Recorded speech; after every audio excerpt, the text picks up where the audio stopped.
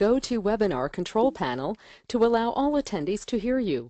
This system will notify you once you begin your broadcast. The broadcast is now starting. All attendees are in listen-only mode. Hey, it's Sam back here. Sorry, I'm a bit late coming on.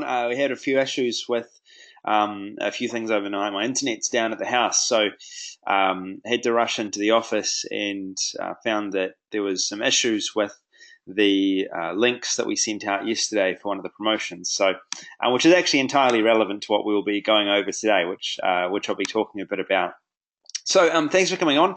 The last webinar, what we did is we went through how to set up an opt-in page and how to actually go out there and promote. Now, I saw a few emails come in, which is fantastic, and I'll be answering them very soon. It's been very busy replying to all of this, mainly because of internet issues.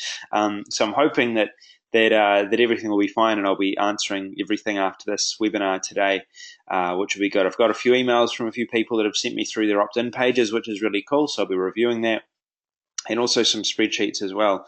How's everyone going so far? Let me know how you're doing so far, whether you've got through and created a spreadsheet, whether you've created one of these guides, or whether you've gone up and set up your opt-in. Put a yes in the box if you've done one of those, or let me know how it's gone so far for you. And today what we're going to be covering is all about email marketing, which is my favorite topic, one that I'm looking forward to sharing with you. It's a topic that is very in-depth, and I'm hoping that I can pass on some good information for you today. Now, this is getting recorded, yes, and all the recordings have been sent out.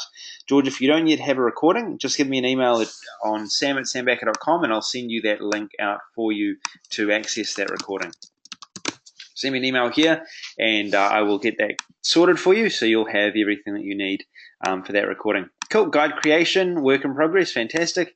Work on guide, yep, I have a guide. Excellent, Brooks, fantastic, and awesome. So if you've got a guide, whether you're working on a guide, this will be the next step to that process. So what we're going to be doing is creating emails today. We're going to be creating broadcast emails. We're going to be creating follow-up sequence emails. These emails are really important because what they're going to do is they're going to give you the ability to communicate inside of your email and make sure that people are going to be clicking, which is really, really good. We want people clicking through our emails. We want people reading our emails. So I'm going to go through what kinds of different niches want certain emails and how to write emails for those different niches, which should be interesting. Today to work with the upgrades, and I'll work also with the other parts as well. Now, I watched the replay, but the connections you put on the control panel are not visible. Connections you put on the control panel. Okay. Yep. I'll watch through them and list them down below today. Yep. I understand what you're saying. Cool. All right. So what I'm going to do is I'm going to go ahead and open up a couple of things here, and we're going to get started into this training today. And it's going to be in depth. It's going to cover some things that can go wrong as well. And Don, yep, I've received your email. Fantastic. I'll have that to you right after the webinar. I'll have that replay link to you as well. So thanks for that. Now I'm just going to I'll just forward that on. I've got one more email that just came in as well, and I'm just going to forward that on to Anna. She'll take care of that. Cool. Okay, so I think we are ready to go. All right, so there's two types of emails in email marketing. There are broadcasts and there are follow-up sequences.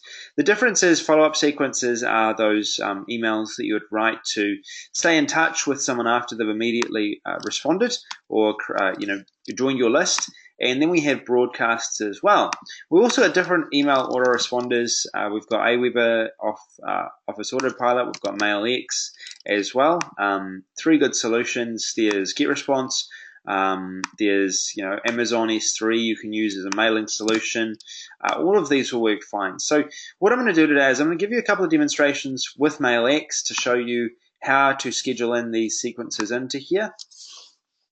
And I'm seeing a few questions come in as well. Cool. Good. I'm getting, sorry, there's a bit of a delay on the internet. Cool. And yep, I'll be covering some building authority in this session, Len, as well. Next session is going to be all about traffic. So you're going to be able to learn about traffic in the next one. That also will cover some things relating to authority. and I will help you with that. Now, guide creation work in progress. I watched the replay, but the connections you put on the control solved. Cool. I set up the MailX with my server and bought the domain, and I'm working now on the opt-in page. Perfect. Cool. And yes, Jim, I received that. Yep, I received your email task, and I'll be responding to that very soon. Cool. And thank you, Donald. Yep, we're working hard on support. A bit of background information. This week's been a transition period for us a lot. We've had someone who was very influential in my business, who has we've decided is going to step away and do a few other things. So in a different area. So I've been transitioning into bringing on a few more people to help out. We've had to bring on 3 people this week. 3 people. They've done really well, but there's been some mistakes that happen when hiring new people. So we're still training them up, and you'll see soon. You'll get access to a person who will be helping you as well, a bit more hands-on, which will be good, and that'll be good as well. And I'll be there as well. So. She's going to help me get organized, basically. So I'll make sure that she's making sure that I'm on these webinars and that I've got everything organized and know what's going on, because it's been difficult for the last week because of a bit of a transition, which is good. But we'll be there very soon, so that should be good. All right, cool. Will there eventually be a membership site for this program? Yep, this is being set up, Len. It's on the list. I've got my developer doing it. She is in there right now working on it. So it's probably not going to be ready till about Friday, but by the next session you'll have it, and that membership will be available for a long period of time. Thanks, Len. Awesome, I appreciate it. Cool. And another quick thing as well that I wanted to mention before we get started in the session, if you go over to backersboard.com/forum today, you're going to see a few changes. We're actually updating the site. I haven't announced this. I won't be announcing it in email probably till next week. But what you'll see is a calendar. So that'll keep you up to date on what products are coming out, what products are launching, and it has all future products and information about the products that are coming up as well, and details about them. A cool addition, it has a reviews section as well, so you'll actually be able to ask questions and reviews based on the different products that are coming out. And there's also a new app for the forum as well. So if you want support or you want to engage on the forum, here is our new Android app. It's just been updated with all the new features, and we'll have an iPhone app that'll be available from next week on, we hope. So we're just waiting for approval of the iPhone app. This is the Google Play mobile app, so if you do want to download that, if you have an Android device, you'll be able to use that and keep up to date with what's happening in the board. I'll be updating the Backers board very soon with a lot of content. We've been building up a lot of content here, getting it prepared for when we go public, which will be happening probably next month. So look out for that and stay in touch on that, definitely. Okay, so let's get into this. Enough of that. All right, so what we're doing is we're talking about email marketing today and AFF Kickstarter. Who's actually gone and read that guide? Put a 1 in the box if you've read that guide, because that's going to give you a really good foundation. I was very open in that guide. You're probably not going to find any other information out there that's that open. I revealed basically everything when it comes to email marketing. There was not really a lot left out today. Left out there. So it means that that guide has a lot of the content that I'll be covering today, but what it doesn't have is what to do in other niches. I've been involved in how the health niche, where I've had a control over a 20 to 30,000 person list in the health niche. I've been involved in the project management niche, where I had command over a list of about, how many was it? It was almost, I think 300,000 subscribers we had on that list, 300,000 project management subscribers. So I've had experience messaging in other niches. I've made affiliate sales in the fitness niche, the health niche, multiple different niches, dating niche, although not that many, but I've had experience doing that, and I've definitely studied a lot of it. So whatever niche you're in today, this information is going to be useful, and you've got to understand as well that it all starts with the very starting point that we had when we first started this training. That was, it all starts with the user. So now, what's a Fire Phone Android version? Email me about that, Dale, and I'll see if we can do that. So it starts with, what does the customer really want? What does the subscriber really want? And also, where did your subscriber come from? That's the first question, because sometimes you won't want to send out any autoresponders messages or any auto-response messages to your customers, but other times you will want to send out auto-response messages to your customers, if that makes sense. Sometimes you want to send out broadcasts to your customers, and other times you won't want to send out any broadcasts at all. There's reasons for this. It all depends on who your customer is and understanding and knowing who they are. And that takes a long period of time. In the online marketing niche, for example, this niche here, I tend to know my subscribers very well. I tend to know my customers very well, not as well as I could, but decently well. And the reason that I know that is because I've been in the market for a long period of time. Did that happen overnight? No, it took about a year to a year and a half, maybe probably even 3 years to really develop a good enough understanding of what was going on. These things do take time, and you're going to make mistakes when you first start this process. So understand that you don't know the answers. I don't know the answers necessarily either. The best way that you're going to figure these things out is by testing, by looking at your stats, by engaging with your customers, by engaging with subscribers of yours, and really getting a feel for what it is that they want, who they are, and why they got on your subscriber list in the first place. Because if you understand that, then that's most of the battle when it comes to knowing what to email out at any times. I am also a big believer of not emailing out for the sake of sending an email. You'll see in my emails that I never really send an email out unless I've got a good reason to send an email out. Either I want to alert people to a product that's coming out, or I want to alert them to the product that has gone live. This is for the online marketing niche. In our niche, our customers, our subscribers are a lot ahead of what you'd find in the general market. They understand products. They understand what the products do. They understand, a significant lot. A lot of my subscribers on my list probably understand certain topics better than I do. And that's and that's just how it is. It's there's a lot of people that understand the industry, have been in the industry for a number of years, that you'll find are on online marketing niche lists. If you go out though and you go out of the JVZoo marketplace and you enter into the ClickBank marketplace, for example, you go into the ClickBank marketplace, you start selling products there, what you'll find is suddenly there is a big drop in terms of the knowledge of online marketing, the understanding of online marketing.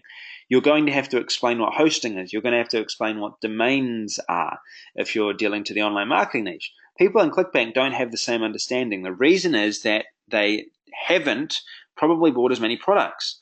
ClickBank has a lot of people that are looking to make money, and that's their main goal. They don't really care how they get there. And a lot of them haven't put in the time, or haven't bought enough products, or haven't got enough training in order to understand what they're actually looking at.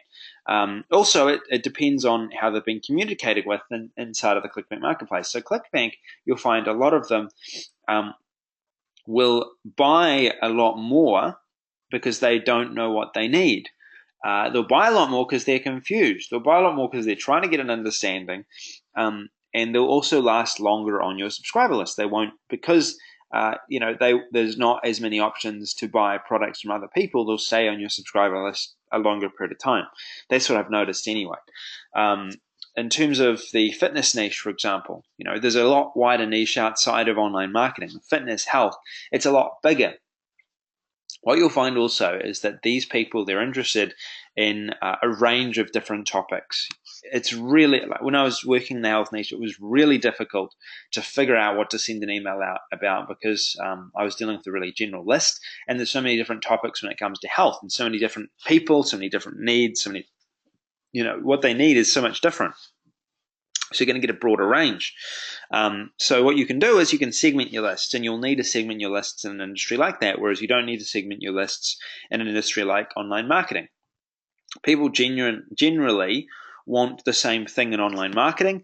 People in fitness want different things.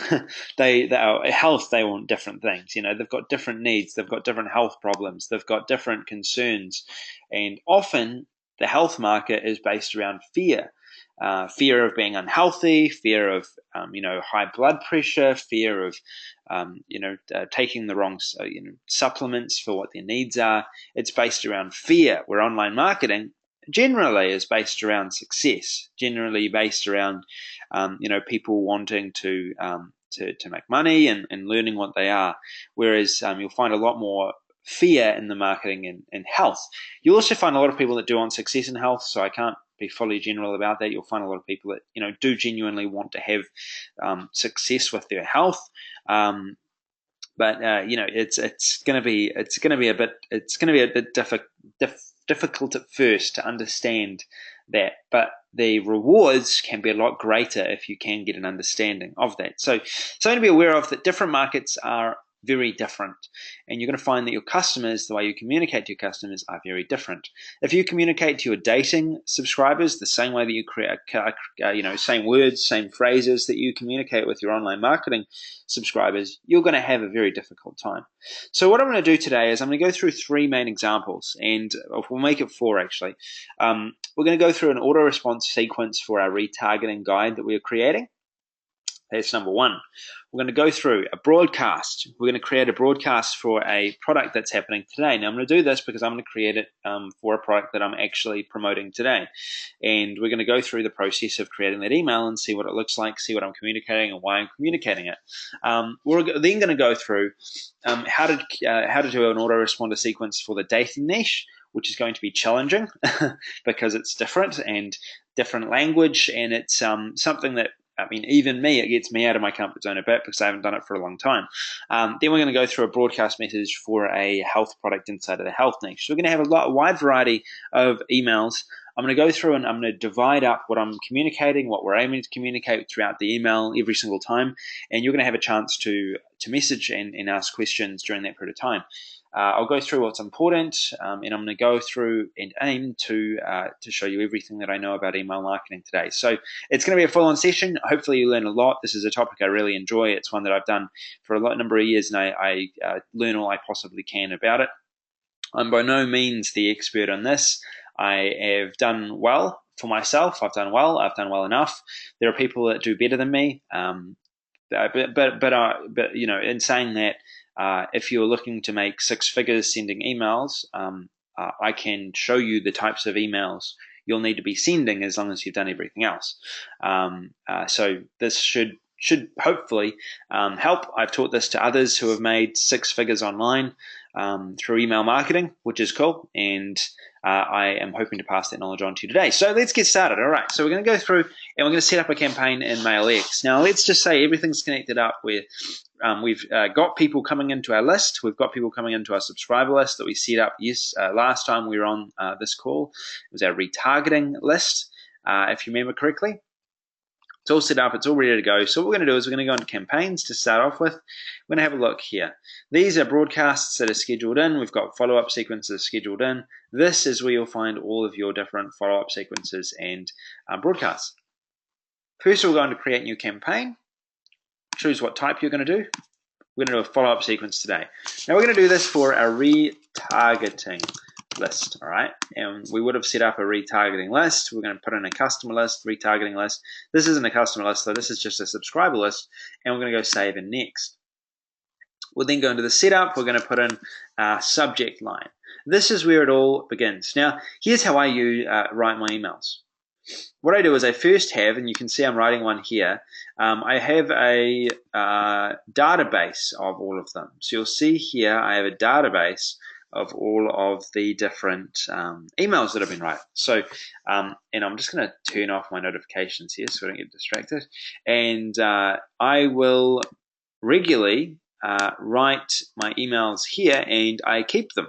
I will usually save these emails somewhere, and I take different things from each email. The reason being that sometimes I want to describe something and I can't figure out how to describe something, and I go past and back into another email. Let's have a look at this email, for example.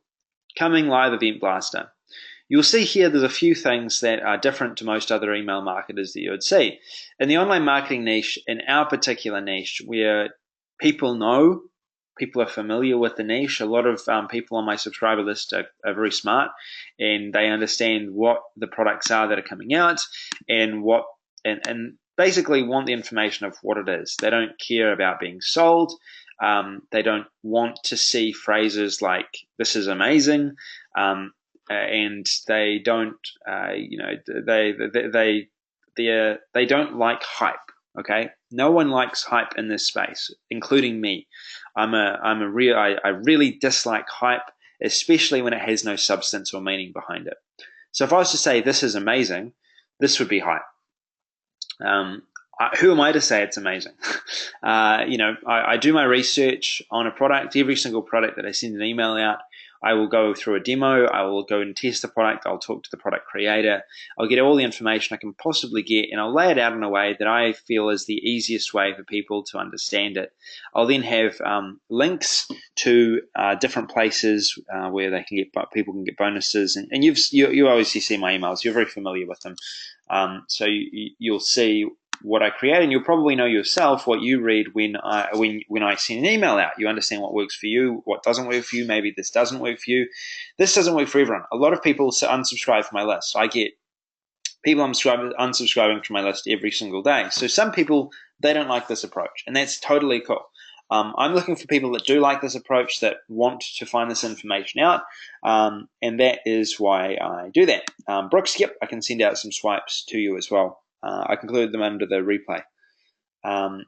Cool. Now, in terms of this, the main thing that comes down to, this is a good question here for everyone. Len's asked, are readers really reading your text, or are they just scanning the author, the subject line, and then clicking on the link contained in the email? Good question. Now, what I find is that at first, early on, when what happened here? One sec. Where am I? When I first am starting out my email, this is it here. Yep. When I'm first starting out, this is a different email now. 1 second. This is it here. So when I'm first starting out my when I first start emailing new subscribers or customers onto my list, they do read my email, yes, and then they start scanning. But there's a good reason for that. First of all, this is all the information, and I lay this out in a step-by-step fashion because I want my subscribers, the subscribers that want to open my emails, to know that I've done my research, first of all, that I know what the product is, and that I can speak on the product, that I can actually recommend a product. I never recommend products without doing the research. The reason is that if I recommend a product without doing the research, my subscribers will see that, and they will then unsubscribe. They won't open my emails, and they will stop seeing me as someone that's helpful, because it's not helpful. If I'm recommending a product and I haven't gone through the product, then that's unethical, in my opinion. So I always go through the products. I always do my research about what's in the topic itself, and I'll be negative in some emails if I have to be. You may have seen this, because if I don't like a product, or I don't like certain parts of the product, I want to make people aware of them. So my goal in doing this is to, first of all, myself feel comfortable sending emails, and secondly, making sure that my subscribers who open the emails, who read them, are getting the information they need. Now, are they going to read every single word? No. A lot of people do, and I get complaints about little things in the email. Sometimes I make a little mistake, and people will pick it up, and that's how I know that they're reading the whole email. Others will just scroll through and then click on the links, but the thing is that they'll do that because they trust me.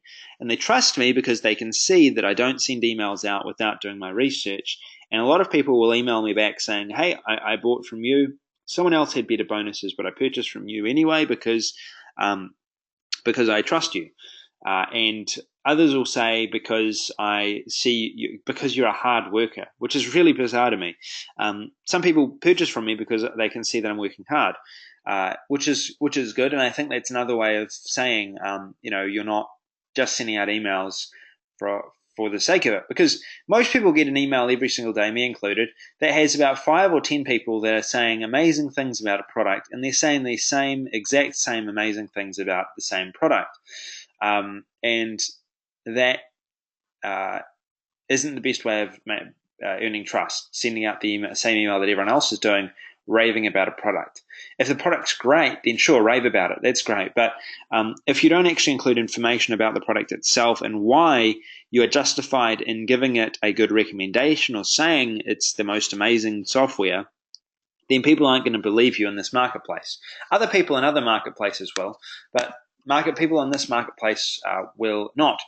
So how do I tell that people are scanning versus reading? This is how I tell. And it's not foolproof. I don't know 100%. I don't really care too much. But because it's not really relevant whether they're scanning or reading. It doesn't matter. What matters is the results. What matters is how many people are actually purchasing based on this recommendation. If I notice that I'm consistently performing better in the marketplace than other marketers that are sending out these other emails or doing other things, then that's a good indication for me that my emails are working. So what I find is the first email that I send out, it happens about 2 hours before the product goes live on average. That's what I send out, 2 hours before the product goes live. And that email, I find I have very low clicks. Not many people click on the product. Not many people click on the bonus links. Not many people look at anything, really. They just look at this. They look through. They have maybe a wee read. I'm assuming they have a wee scan. They look at the bonuses. They don't actually click the links. The majority of people do not click the links.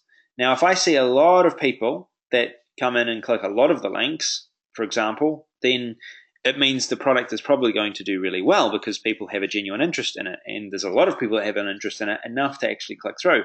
The majority of products, though, that I review, most of them, when I'm going through them, they will, people will read through and they will scan and then they will click away. And then I'll send out a second email saying the product is live. Then I see those people that had opened it suddenly are clicking on the links. All right, then they're clicking on the links. So I'm assuming people are opening that up to first of all have a wee read, see what it is. Once they've seen what it is, they understand what it is, they scroll away, they don't look at anything else. Then when it goes live, then they're clicking on the live links, then they're clicking on the bonus links, and then they are going through and making a decision that they want to actually get access to it. Okay, so 2 different emails. You need both emails in order for it to work. The reason is if you send one email, people will go in, they scroll away.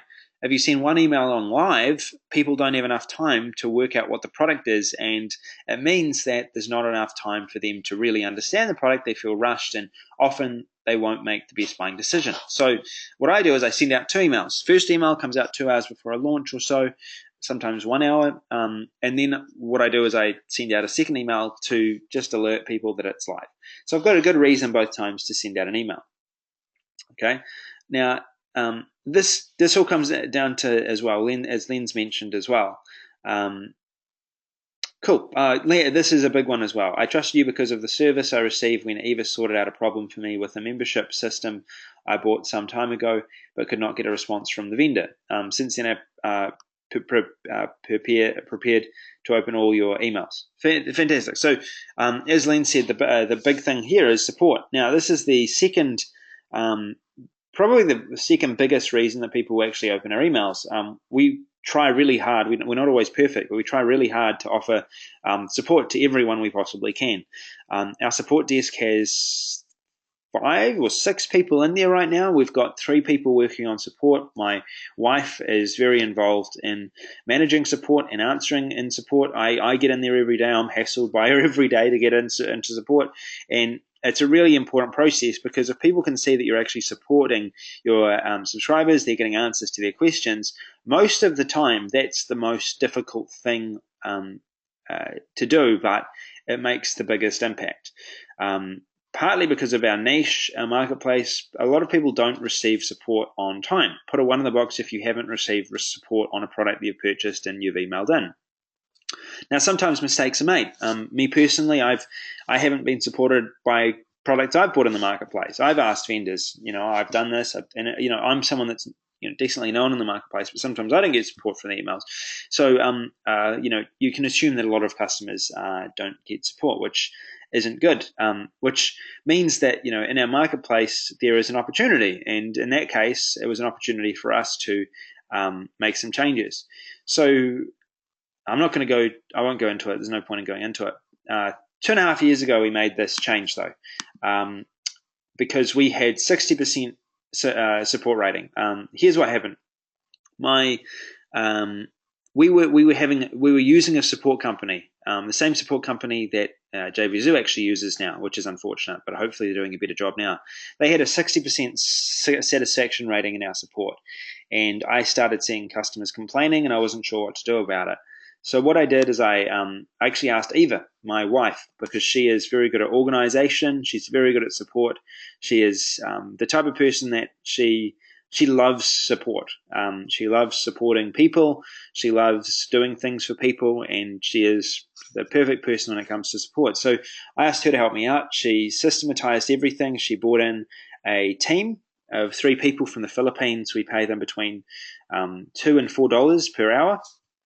She's trained them, and she also gets in there and gets involved and encourages me to do that on a daily basis. And that we've done that now for the last 2.5 years. At first, it wasn't noticed. For a few months, I didn't see much of it being noticed, but over time, a lot of people, as they've come through our support, they've got responses. We have over 3,000 tickets answered over the last month. We get a lot of support tickets. Partly, we'll get support tickets for our own support. We'll also get support tickets for other people's support now. The reason that I started Backers Board is because we're getting so much support for other people's support, because people weren't being supported on the products that they bought through our affiliate link. So then I created Backers Board to give people a way of being able to express, first of all, that they weren't getting support, and get answers by the vendors. So I could introduce them to the vendors, tell the vendors that this needed to be done, this was urgent, it's public, and that would help. I got my VA from Upwork.com. I get all my VAs from there, really, and that really helped a lot. And it's difficult, and we're not perfect at all. We still make a lot of mistakes in support. Even yesterday, we made a few mistakes in support, which we're solving now. But we try really hard, and I think that's the main thing that people see. People will always get responses in support. That's what is 100% certain. So people can email our support with confidence. They'll actually receive a support ticket, opposed from feeling like there's no point in even emailing support because they're just not going to get responded. Or the frustration, and I can understand this as well because I've been there, of purchasing something, having it not work, or something goes wrong, and then emailing into support, and then after sending an email to support, not receiving a support ticket back for days. That can be one of the most frustrating things in the world. I know this, because I'm going through something similar right now. So that's why, so from that perspective, support, it's the key to any business. If you can't support your customers, then it's best not to make sales, because, if you can't support your customers, then your business is going to fall over. So the thing to do is, first of all, start with your own support, and then move into getting other people to do support for you. When you have 50 tickets per day coming in, for example, then it's time to switch over to someone else. Can you talk about support and product options, especially for those who have white label products and need to satisfy this requirement? Now, white label products in themselves is a different issue. There's a lot of different white label products out there, and different understandings, different meanings to white label products. So I'm going to cover this quickly, and I'll cover it more at the end if you'd like to. I'm going to address this on Backers Board very soon and put up different updates, so I can go ahead and do this. And Michael, yes, this is another issue. That was the issue I was sorting out before. So if you got video spin today, we had an issue with the bonus link. That was one of the girls forgot to add the bonus link into the thanks link. So please email me at sam@sambacker.com, and I'll send you that link directly. I've been working through these emails before I got on the webinar today. So when it comes to white label products and supporting white label products, Len, if you're selling a white label product and there's a bug in that software, that's the vendor who sold you the white label product's responsibility. If there is a issue with your customers, say for example not getting correct login details, anything like that, then Len, make sure that you give a message to that person and let them know that there was an issue, and that you are going to solve it, basically. So with white label products, you need to go to the vendor, the developer, the person that you bought it off, and ask them for support. So if you're getting a white label product, make sure that it's not buggy. You test it out yourself and make sure that you're also going to get support from the vendor. That's really important. And if you're not confident in that, then don't sell it. If you are confident in that, then you can sell it. So let's get into this email. All right. So first of all, first things to notice is in the online marketing niche, I'm very clear about my intent. Live event blaster, like an auto webinar for YouTube. All right. I try and put it in the most common, easy to understand format that I possibly can for you. So live event blaster, like an auto webinar for YouTube. A new software that goes live today at 11 a.m. EST. The time is the most important thing, so I mentioned that at the top because people want to understand when it goes live, so they need to be on the computer when they need to be on the computer if they want to get access to this at a discount. It's going to allow you to stream live YouTube events using video files on your computer. It's like an auto webinar for YouTube. Here's why that's really cool. Pre-record your events to sell. You've probably seen a number of recent product launches where the vendor of the product was live on YouTube for a portion of the launch. You can pre-record your live streams, then schedule the pre-recorded video to play live on YouTube when you want it to.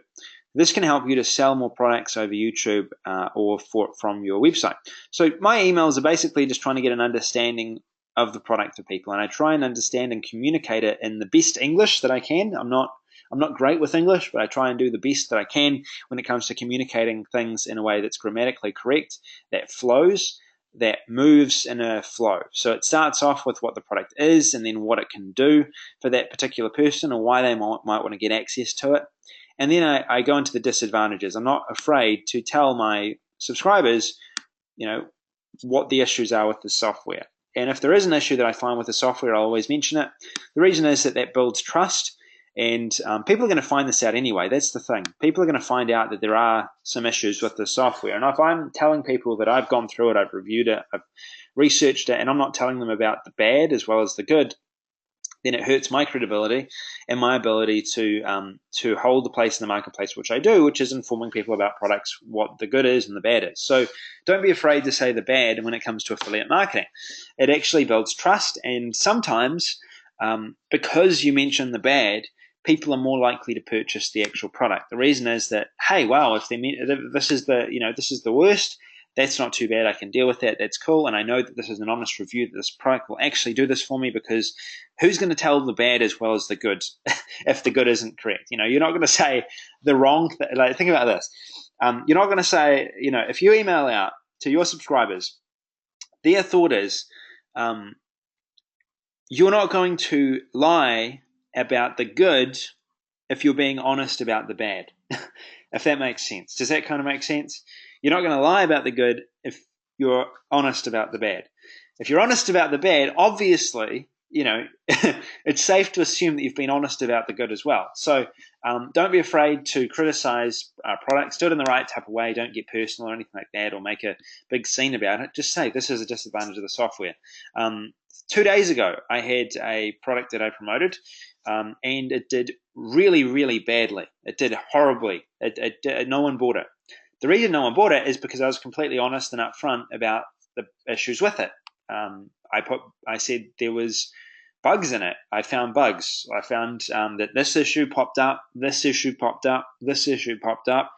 I said in my video, I personally wouldn't recommend buying the software unless you're going to get the bonuses. The bonuses are good, but the software itself, I don't know about. And it was the truth, 100% the truth. And the reason I said it is because I didn't want to sell something that was not going to be right for people, and have them come back to me and say, Sam, why did you recommend this product? It sucks.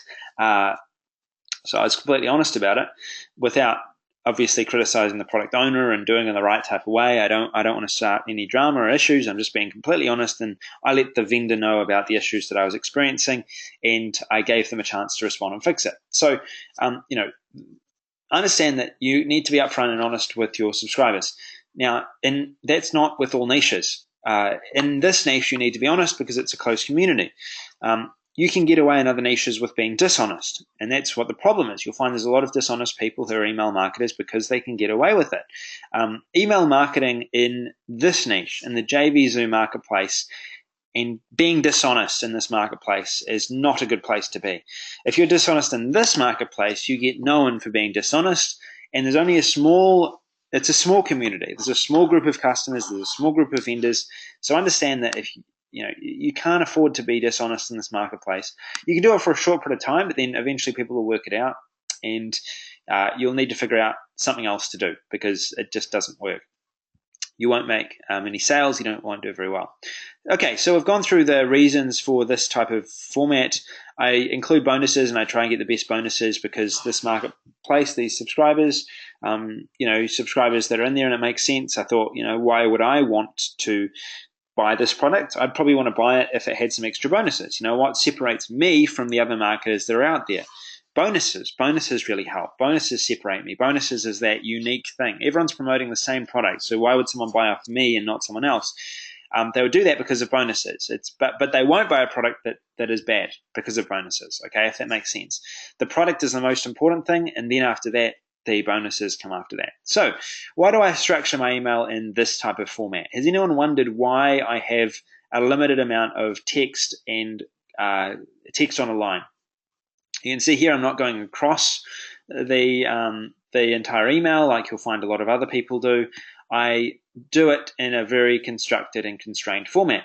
The reason that I do that, and the reason that I recommend you should do that, is because it's easy to read, it flows, you can get your point across, and it feels like it's not much effort to read.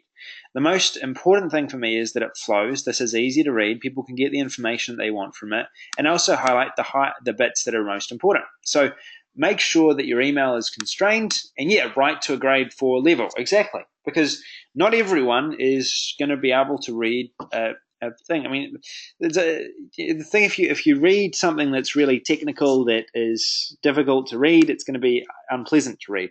And leads people to the product. Exactly. So it does it in a way that's easy to understand, that's clear, that's easy to read, and leads people down to the action that I would preferably like them to take. And I make that really clear. Here's what to do. If you want to get access, go here and get a discount on all the bonuses, 11 a.m. EST. Prices increasing by $10 at 1 p.m. EST, giving them information that people need. And then this is building scarcity, which is important as well. Scarcity is important. This is scarcity that I can't help. People put this scarcity upon me. The reason being that the vendor it's totally up to them. So I just report what the vendor says. This isn't scarcity that's false. It's scarcity that is told by me by the vendor, and there's nothing I can do about it. Occasionally, I'll add a first 50 bonus. You'll see here first 50. The reason being that I want to keep the value of that bonus. I don't want to give it away to everyone, so I'll put a limit on it for that reason.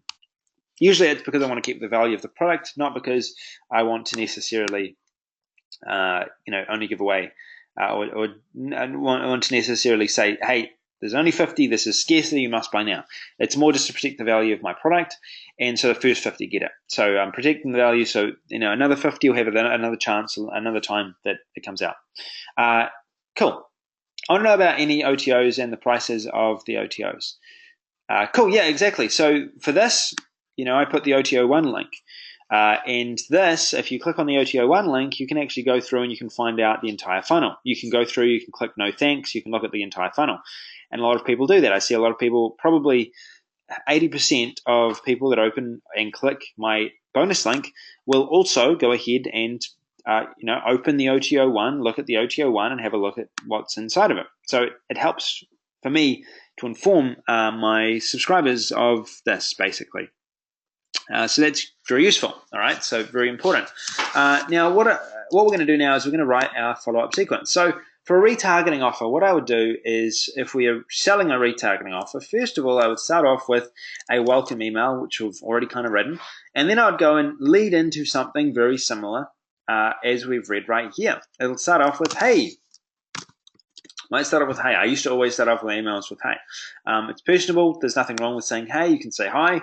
You don't even need to have hey in there. Now I don't start my emails off with hey because enough people know my email style. It doesn't matter. But when I'm first introducing myself to a customer who is in my subscriber list, I would probably introduce with hey. Oh dear, where have I gone? All right, let's go back down to here. Hey. Then I'll probably just open up with we need to think about our intention to start off with, and these things do take time. So probably our intention to start off with is going to be that we want, by the next email, to actually start selling a retargeting product. And in order to do that today, we need to either give the customer some free information, something of value, or we need to prepare them for tomorrow's email. So in this case, what I'll probably do is I'll probably prepare them for tomorrow's email by writing out some information relating to what was covered in the retargeting guide and what's next, if that makes sense. So I want to position this as, hey, you got access to this product. Here is what's now going to happen. Here's the next step, basically. So you've gone through, you've read your retargeting guide. I hope you have. Here's what else you now need if you want to do that. Well, here's what you can do in order to do it. You want to communicate that it's something that is going to be really helpful, that's necessary, that complements what they already purchased. That's what you need to communicate. So let's have a think about that. All right. Hey, first of all, I hope you've have you gone through the product, the reading guide I sent you? If you have, you'll now understand everything you need to know about what we were doing on retargeting,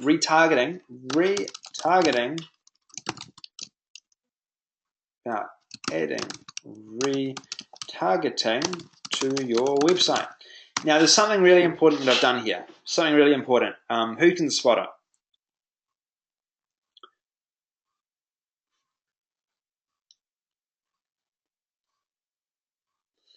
What I've done is I'm making it about them immediately. So I'm adding you.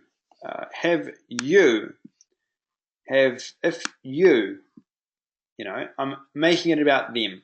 Whenever you can, make it about them. The reason is because it is about them. It's about them. It's not about me. I'm not going to say, another way I could have said this is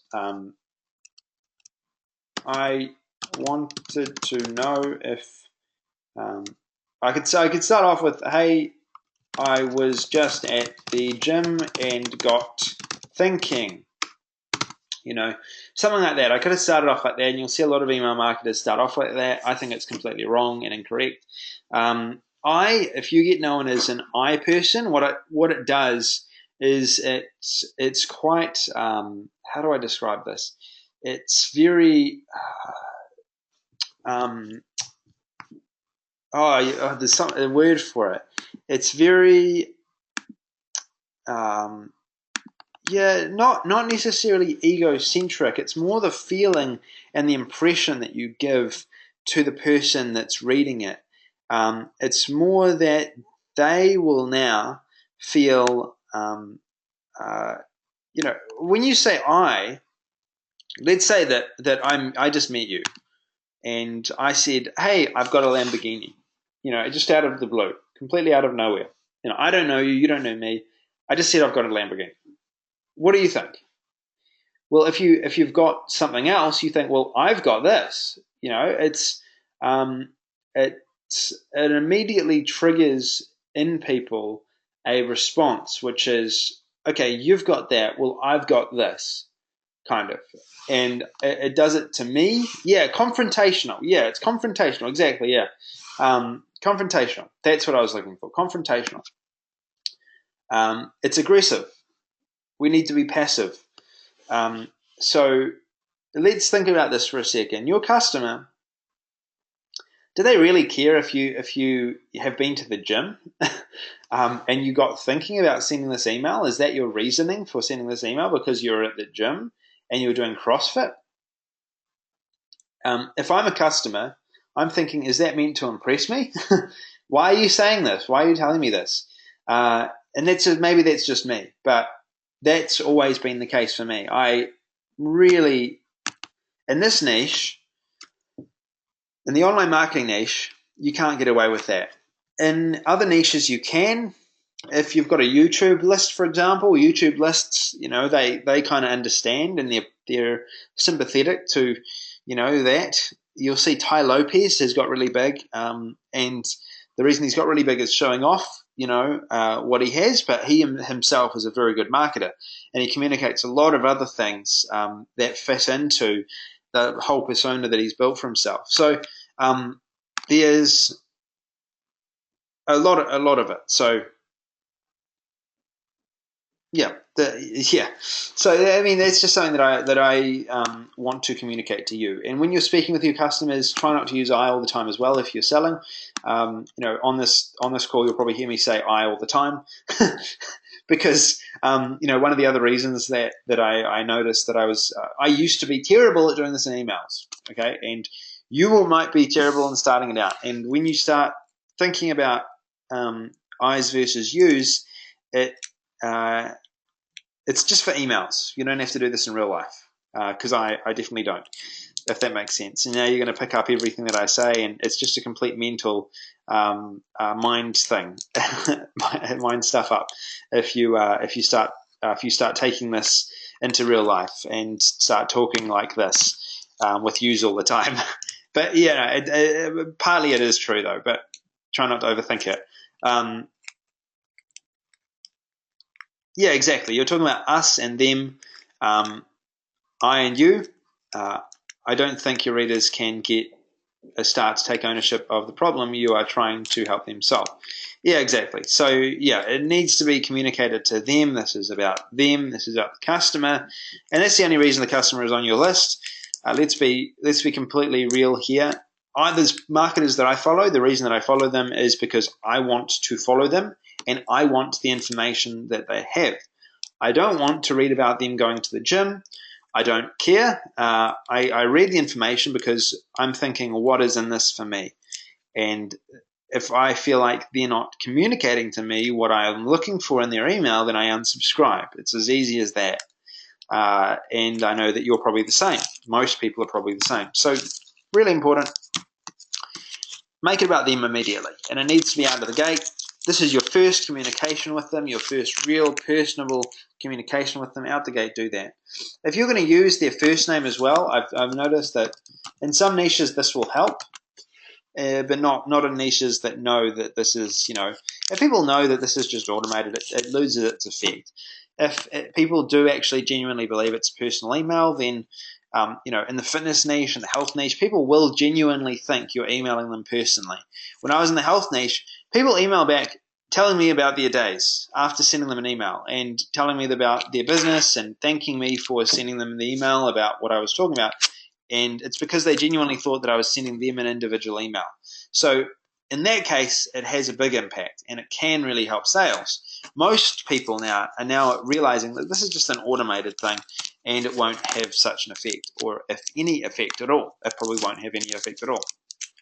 Have you gone through the retargeting guide I sent you? If you have, or maybe even you downloaded yesterday, you received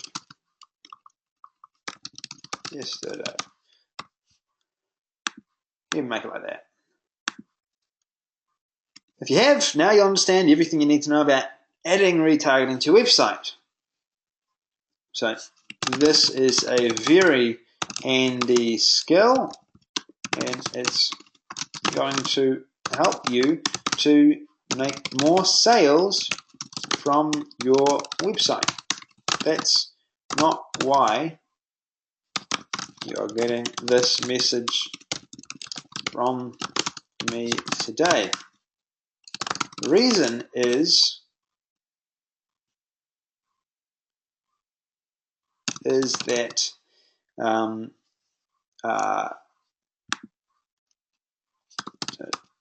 maybe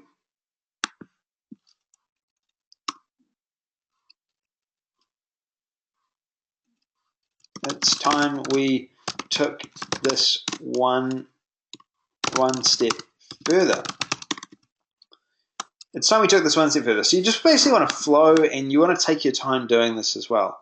and it's not, well, sorry, I'm not updating the video. So you want to take your time and you want to make sure this flows. So what I'm doing is I'm basically now flowing into the new offer.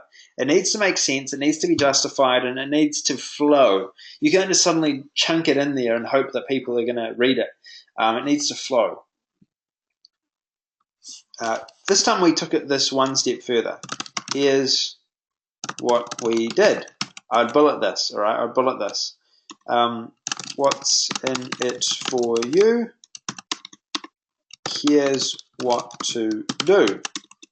All right, so I'm bulleting these. Here's what we did. What's in it for you? Here's what to do. All right, so usually I'll start off an email structuring these things first, the main points that I want to cover, and then I'll fill them out because that helps the flow. Here's what we did. We've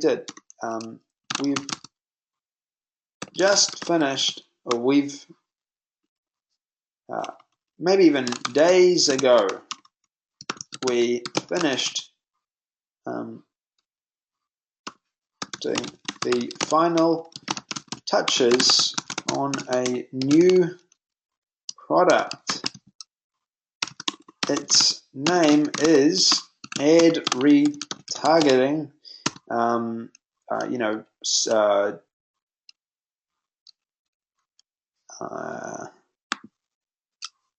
All in one ad retargeting. All right. So we're naming the product. It's going to help you to not only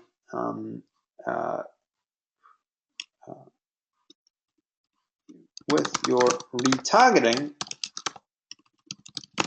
on your website. Here's how. And then I'd probably change this around, what it's going to do for you.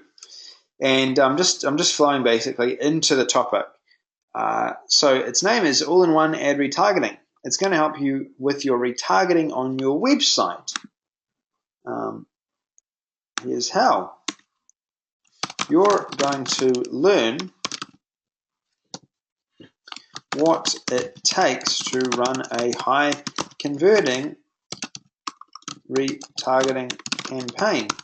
Not only will you get access to step-by-step videos showing you the entire process, you're also going to get access to my highest converting ads you can rebrand and use as your own. That isn't enough. Here's what else is included. Then I'd lay out the offer really structured, basically, and then what it's going to do for you.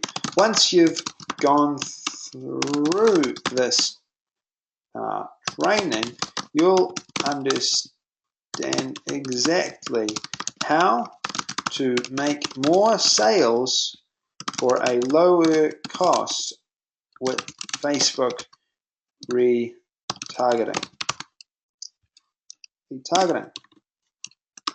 You can use this information with your clients or apply it and see an immediate impact in your business.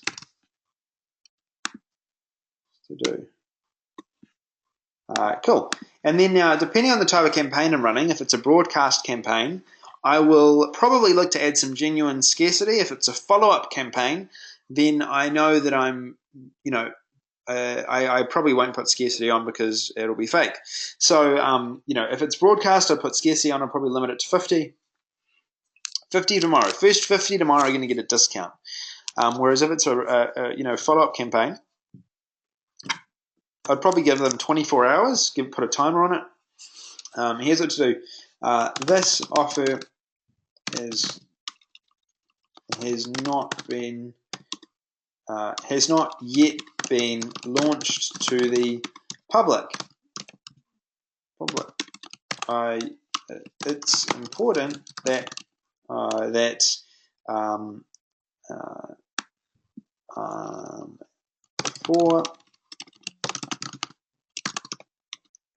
before it's released, it's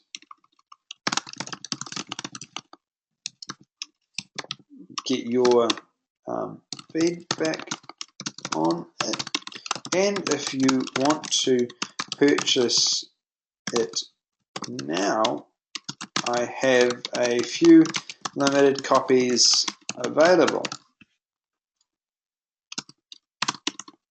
Because this course is so new, they are available for only $17 or $7 tomorrow only.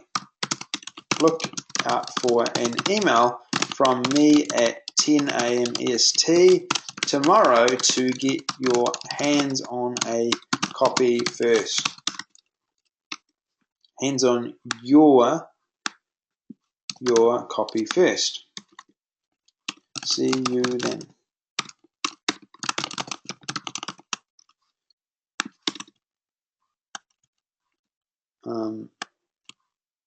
Yeah, that's what I'll probably do. So something like that. So you can see how the flow is, you can see how it flows, you can see how we built this out. And this is basically how we would build out our campaign. All right, it's very structured, step by step, easy to understand. I'd spend a lot of time on it. Usually on my emails, I spend about 20 minutes to 30 minutes on them.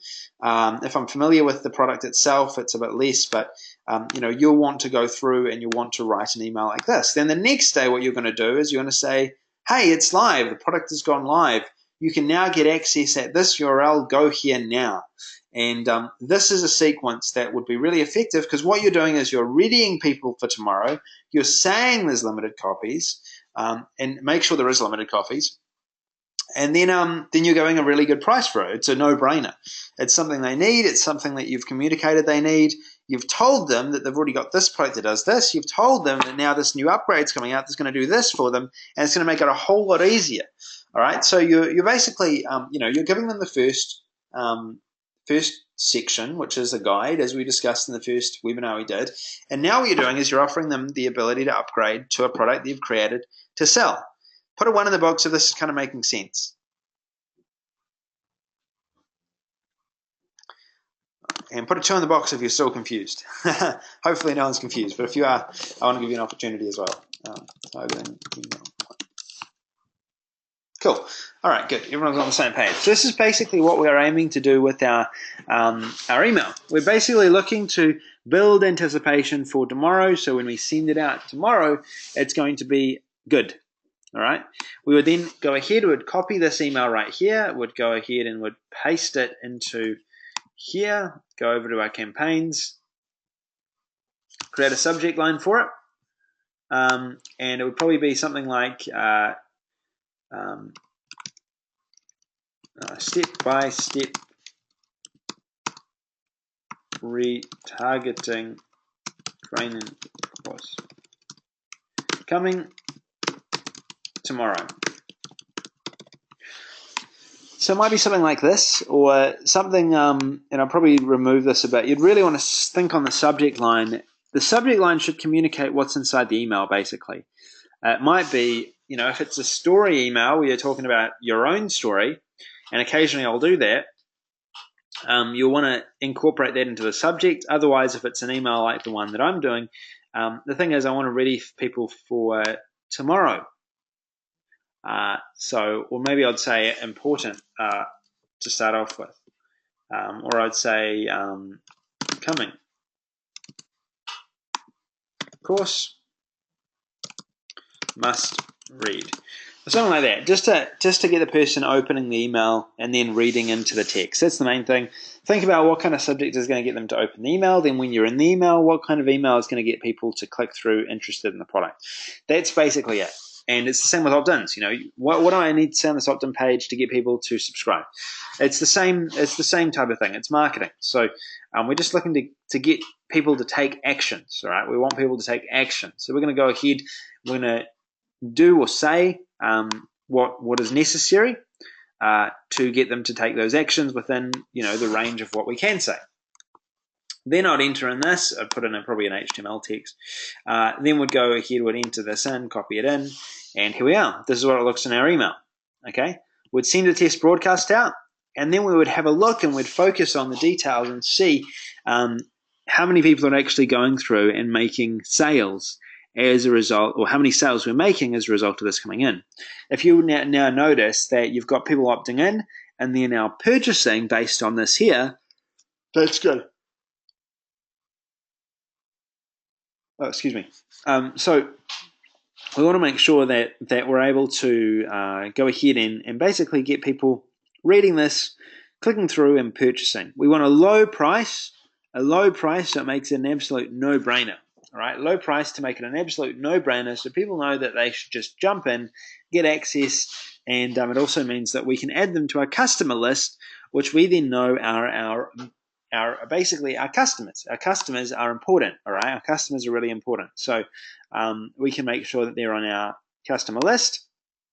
And then from there, we're able to go ahead and get that. So that's basically it. And that's how you can go ahead and do that. All right. So any questions on this so far?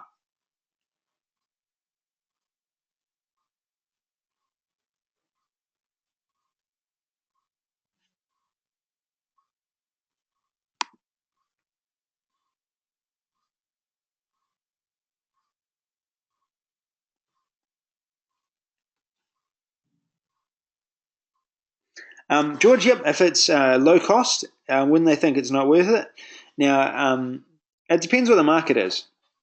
If the market is tuned or used to buying higher priced items and then you suddenly drop in a $7 price, then they might feel a bit weirded out. For this particular market, $7 sounds like a bargain to me, and that would build a customer list pretty quickly. So I want to get the highest percentage of people who are going through and becoming part of my customer list, because if they've bought from me, they're going to have a better relationship with me. They'll go through my product, they'll love the information they learn.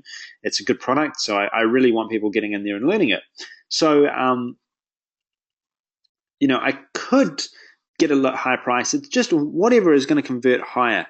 That's the thing. You may want to test it. $47 may be the better price point. $1 might be the better price point. $7 might be the better price point. It's not about making money at this stage yet. It's more about going out and making sure you can build your customer list. If I was doing this, what I'd probably do is I'd have a $7 offer. Then I'd have upgrades, all right? I'd have an upgrade there. If they want something else, then I'd have that as a higher price, $47, $97. So once they've actually become a customer, because once they've become a customer, it's easier to sell them something else later. They probably want the information more. You just need to make sure you can weed out the customers from the subscribers. Then I'd go ahead and do that. Now, Tom, good question here. How many emails is it appropriate to send your list on a daily, weekly, or monthly term? Now, different niches are different. The health niche, for example, once every 2 weeks, sometimes once every week. The fitness niche, you can get away sending it every day. Even health niche, you can get away sending it every day in some places. Dating, you can send every day. With online marketing, you can send every day. In our niche, you can send 2 or 3 times a day and get away with it. It depends. It also depends what your list is tuned to receiving from you. There are emails that I get every day that I don't like and I unsubscribe from. There are other emails every day that I get that I like. Part of it is making sure that you've got a good message and training your subscribers to expect certain things from you. People like to be comfortable and they like to know what's coming. If you can give them some consistency, then that can really help. So be consistent in whatever you choose to do. Cool. There's this thing called burning your list, yeah. And a lot of people burn their lists, and I've burnt lists of mine in the past. Burning your list only happens when your message doesn't align with your subscriber list. If your message aligns with your subscriber list, then burning your list isn't something to be scared of. A lot of people's messages, their emails, don't align with their subscribers and what they want, and that's why they unsubscribe. I get unsubscribers because my message doesn't align with a group of people, which is fine. But it does align with a really good group of people. but they know what to expect from me. If you think about why you receive my emails and open them, it's probably because you know what to expect, and they're consistent. I'm not trying to sell you every day. I'm not trying to change my angle every day. I'm not trying to jump from different words, different stories, doing everything I possibly can to so you open the emails and buy from me. I'm not trying to do that.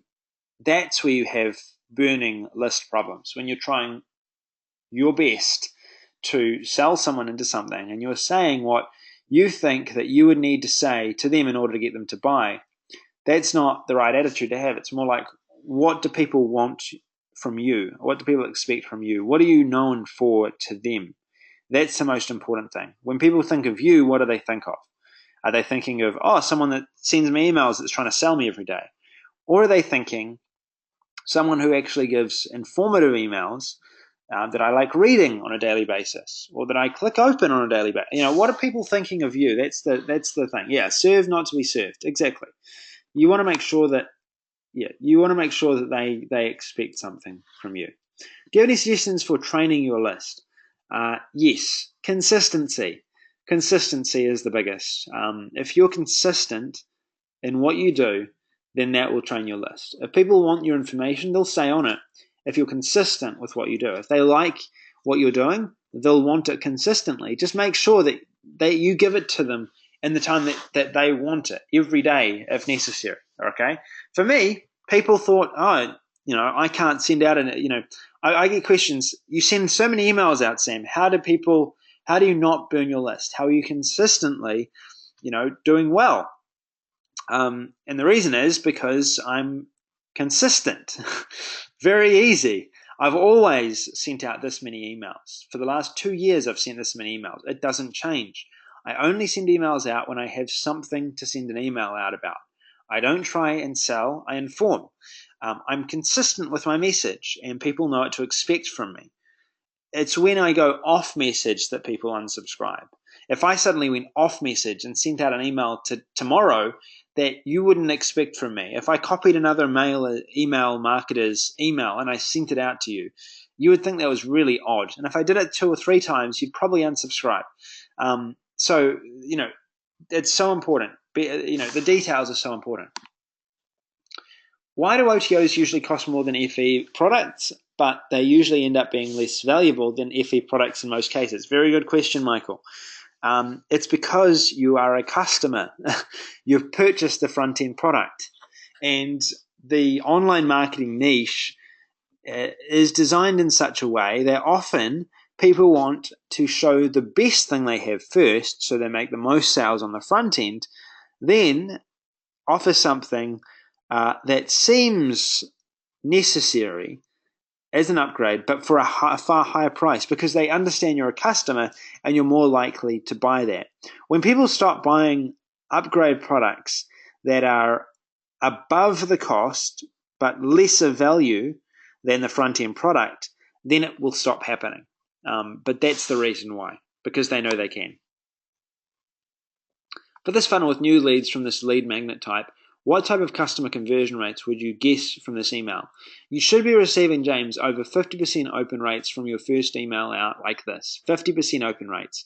And you should be getting at least 20 to 25% click-through rates. 20 to 25% click-through rates. If you've got a click to do. If you don't have a click, then the next email that's sent out, again, it should be about 50% open rates, about 20% to 25% clicks. It depends on which niche, and it depends how familiar your audience is. For me, for example, I get 20% open rates on my emails and about 5% click rates on the average email I send out.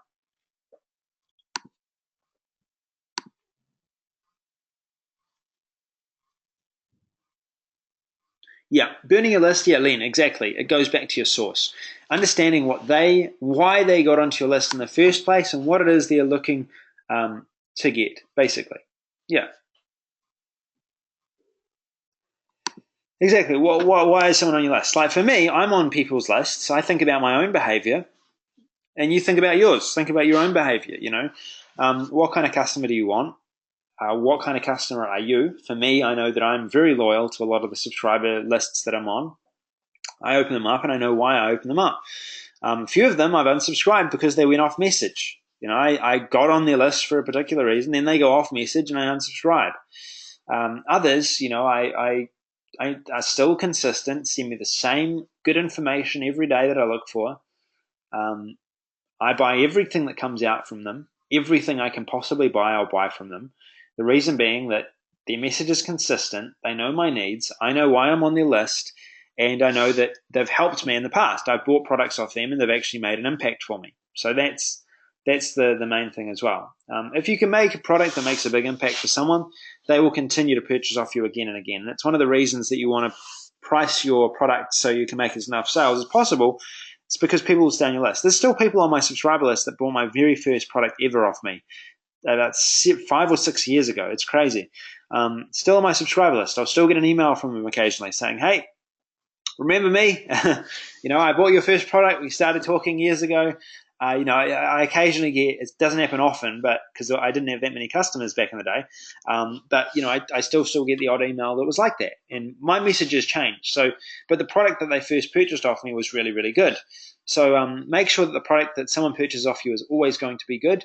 If it's really good, they'll stay on your list. They'll continue to subscribe. They'll continue to buy because they're getting good information off you.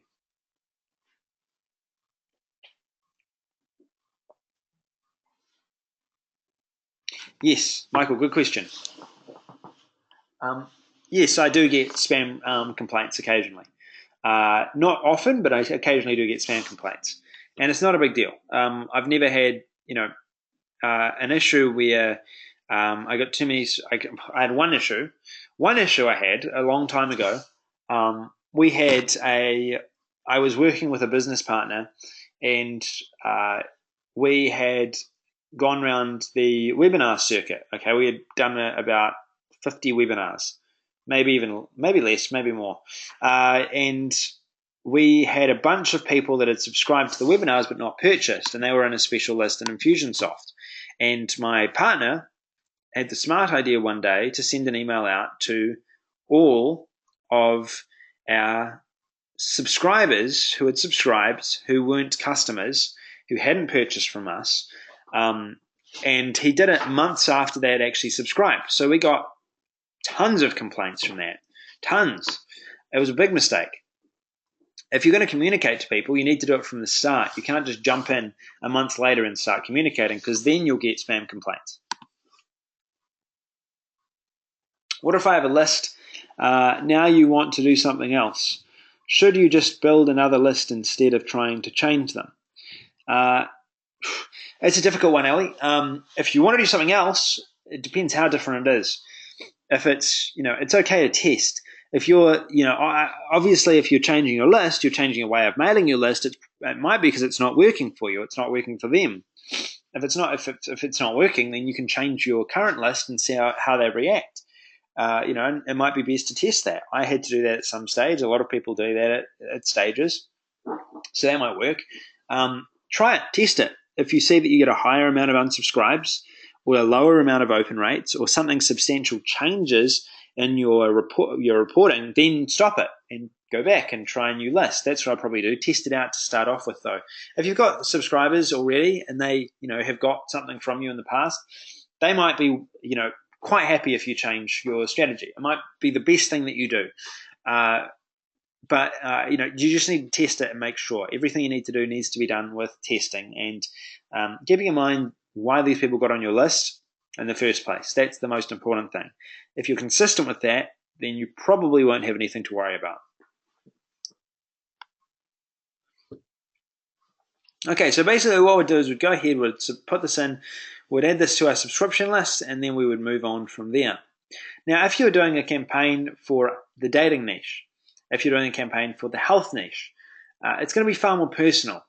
It's going to be far more personal, all right? So make sure that you add in stories. You'll want to add in stories. One of the best people that I've learned off from reading their emails is a guy named David D'Angelo, whose actual name is Eben Pagan. Eben Pagan, I believe it is. Yeah, Eben Pagan. if that is his real name, which I hope it is. With more and more people not opening emails, is there SMS messenger programs? I'll get into that in just a second, Ali. So, double your dating. Has anyone heard of that? Put a 1 in the box if you've heard of that. doubleyourdating.com. Double Your Dating got big because a guy named Eben Pagan named himself David D'Angelo and started selling dating advice. I personally have read, I think, his first product or maybe his free guide. I got on his list after it had been recommended that I get on his list by Ryan Dice. Ryan Dice had said in one of his products that I purchased off him years ago to get on Double Your Dating's list and learn the email marketing techniques that David D'Angelo is using. And what he would do is he had a really cool concept, right? And sometimes, it just takes something really cool. And I recommend getting subscribed to his email list. I hope he still does it today. What he would do is he would take questions from his subscribers about their dating issues, all right? And then he would basically rip into his subscribers and criticize them in his emails. And then he would, after criticizing them, he would say, if you want to find more information about this, go and purchase my book here, or go and get this book here. So he would make it was very entertaining. It was very, very entertaining. The messages that came through, plus the responses that he had, were hilarious. They were really entertaining, and I learned a lot from that because what he was doing, kind of like the magazines that you receive on the shelves, is he was building his business around addressing people's concerns. And he was doing it in such a way that was, at the time, not really talked about. He would address questions, guys have questions when it comes to dating. When you're a young guy or, even older, you've got questions about what should I do with this girl because I really like her? Should I take her out on a date here? What do I do on a date? How do I go in and kiss her? How do I do this? How do I do that? And David D'Angelo had this. He's obviously really well researched and done. He's spent a lot of time getting to know what was working, and he would get a question like, I really like this girl or this woman. How do I ask her out on a date? And then he would say, I won't use the words that he used, but basically, you are a wuss, he would say. And he would open it up saying, you are a girly man or something like that, because of the email that he was saying. And he was saying, you're what you need to do is you need to do this. And he would make it quite fun and playful, but at the same time, it had a serious message underlining it and some really good advice. And that was very entertaining. And as a result of that, he built up a list of probably, hundreds of thousands of men who were really interested in this information. He was writing for the top blogs when it came to advice for men, and he built up a substantial list as a result of doing that. Sold products after product, built a company that was making over $30 million per year. So a lot of money coming in. And that was many years ago. And he had it completely outsourced. So, that in the fitness niche, the dating niche, you can find a concept, but be consistent with it. This guy, Eben Pagan, was very consistent with his concept. It made a lot of sense. He had a slick marketing funnel, and his behavior, his personality, his persona that he had created was consistent all the way through. And as a result of that, people saw that, they attracted to it. It was very popular, and they continued to buy from him. So that's something to remember. Come up with a persona or communicate in the way that you want to communicate, and be consistent with that. See how it works. Is it working? Is it not working? And then continue to work with that. With more and more people not sending emails, is there an SMS messenger program? Now, Ali, I don't use an SMS messenger. I recommend using email marketing. Email marketing is still the best solution out there. Still the best. There's nothing else out there. Still, it's getting more strict. It's always getting more strict, but it's still the best way of communicating with your customers. Maybe one day it will have issues and we will have to find something else. Probably physical mail will be the next thing that happens. If email marketing died, I'd probably start sending out physical mails. I'm not sure. I'm not entirely sure. I'd assume that if email marketing died, what's next? YouTube marketing, putting videos out so your subscribers get notified when the video has gone live. Maybe that. For me, just in case that happens as well, I've got Backers Board there, which I'm hoping will be a place where I can do that. But I don't see email marketing going anywhere anytime soon. One day it will, but not anytime soon. If we're considering buying traffic, what numbers, conversions, percentages should we know to determine how cost effective they will be to buy? Good question, Len. You'll want to use Tracking 202. Tracking 202. Tracking 202 is a software that allows you to, first of all, track your lead all the way through your funnel, all the way through. So you can know how much your per lead is. You need to know how much money you're making per lead that you get into your funnel. Because if you're spending $5 a lead and you're only getting $2 back, then that's a mistake. However, if you're spending $1 and you're getting $5 back, that's really, really good. Even if the $5 is coming in on average after a year, it's still really good. You're making money. So it's really important that you use a tracking software to track that data and get to know your numbers. If you want to know about Tracking 202, you want to know about really getting into your numbers and really working and knowing your numbers, Stack That Money is the best resource out there. It's not going to give you the software. Well, it might. I don't know. Maybe they've done an update. But it will give you all the information you need to know about tracking and all of that. Really good site. Tracking 202? Yep. I'll get a link for you now.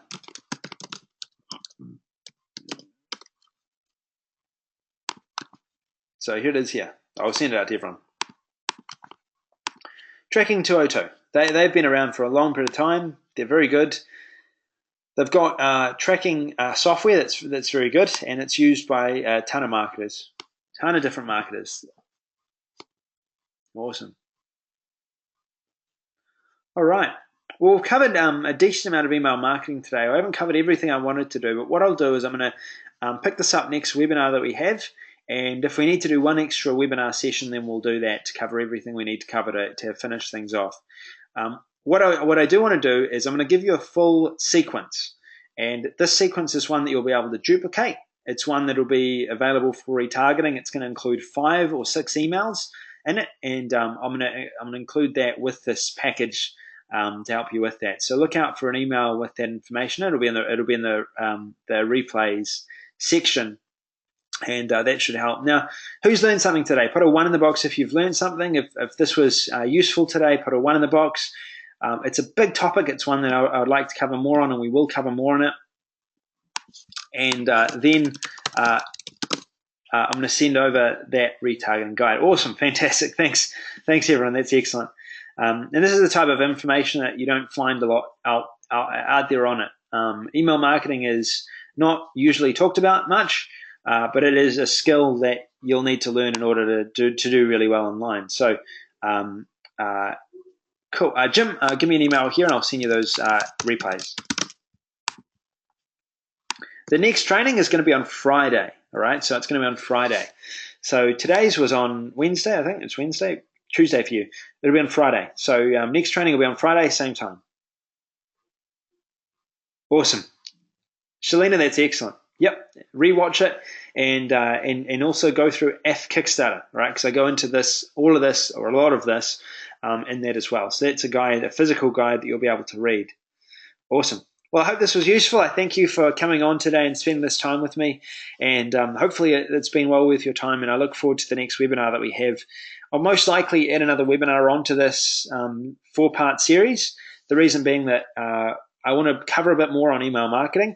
And I want to do a follow-up session on what progress we've made so far. I also want to give some time, and I will be giving some time over the next couple of days to go through your emails and make sure I've responded to those emails. And over the next yeah, probably next week we'll have another session going through as well traffic and covering everything. And I'll see if I can cover how to add these tracking links as well into your funnel so you understand everything you need to know about tracking. Awesome. Well, thank you again for coming on. I look forward to talking with you again soon. This is Sam Backer, and I'll see you on Friday if I don't talk to you before then. See you later.